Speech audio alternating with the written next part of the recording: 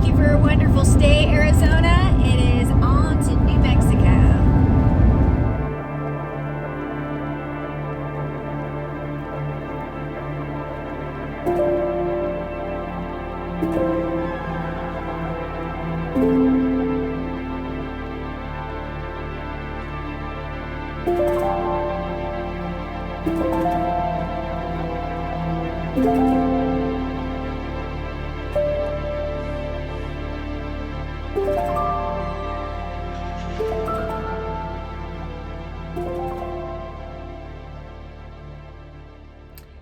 All right, I have arrived to my campsite just outside of Alamogordo, New Mexico, not too far from White Sands National Park.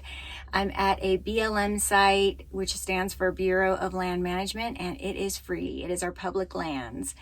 I think this is the first time I've been to the state of New Mexico, and the reason that I say I think is because I traveled cross country several times as a child. My dad was born and raised in Virginia, so he's from the South, and I have a lot of relatives in the South. So as a child, I made a couple of trips cross country, which actually solidified my love of the road trip. However, I don't know if I ever came through New Mexico. I don't remember coming through. I think we were up a little further north, whatever highway we took. So this is all new. It's very exciting. I'm really stoked to be here. I'm stoked to check out White Sands National Park. That will be tomorrow's adventure. But for the rest of the day today, I'm just going to go ahead and relax. It was a lot of driving. Driving makes me tired. I don't know about you. So I will chill and be rested and fresh for tomorrow's adventure.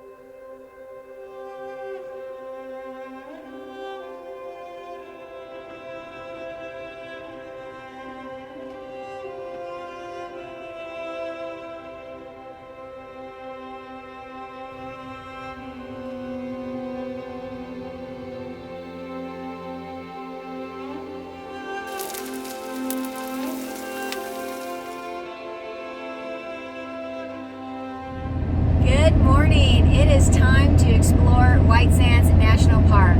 It was recently designated a national park. Prior to that, it was a national monument, and it's been on my radar for a long time, so I'm excited.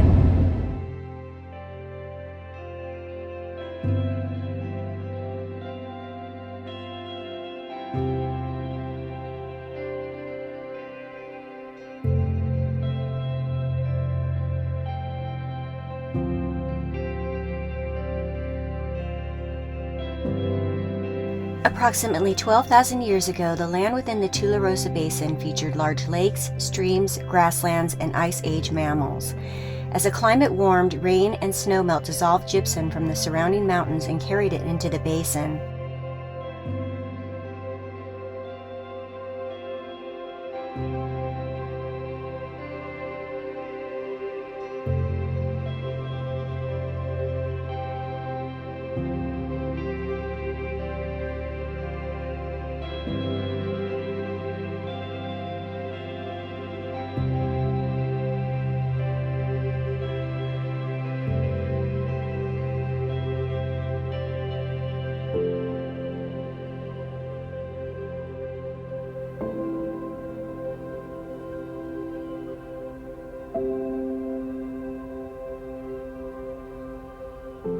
It almost appears as if I'm standing on snow.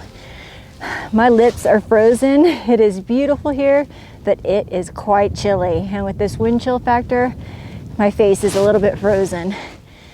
Really, really pretty.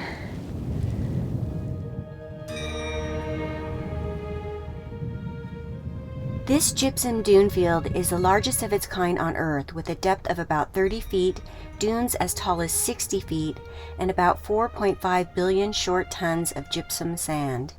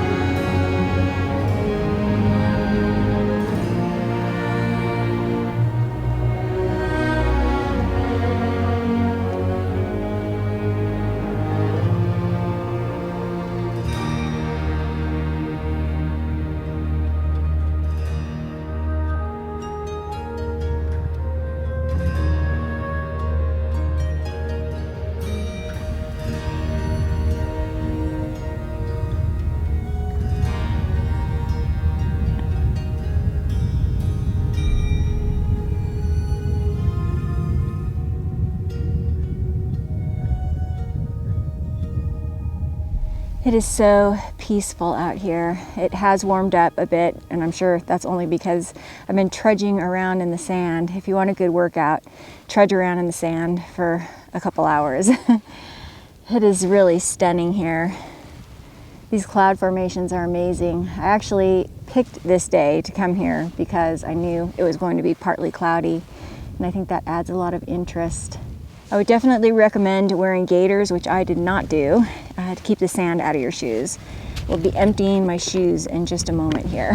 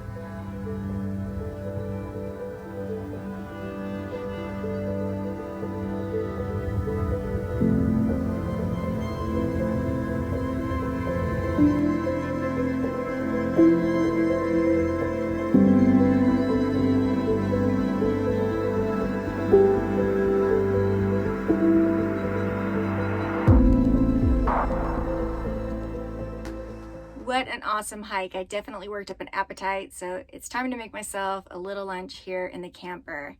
The Alkali Flats Trail is anything but flat. It is 5 miles of lots of bumps and hills and slogging through sand, but it is most definitely worth it. It's absolutely beautiful. I highly recommend it. A couple things to note is this is very nearby the White Sands Missile Range. So at the trailhead, they do warn you that if you see any strange objects on the ground, do not pick them up because these missiles tend to drop things in the sand, which I found interesting. Also, they warn you that the missile range could affect your GPS signals, so do not rely on your GPS.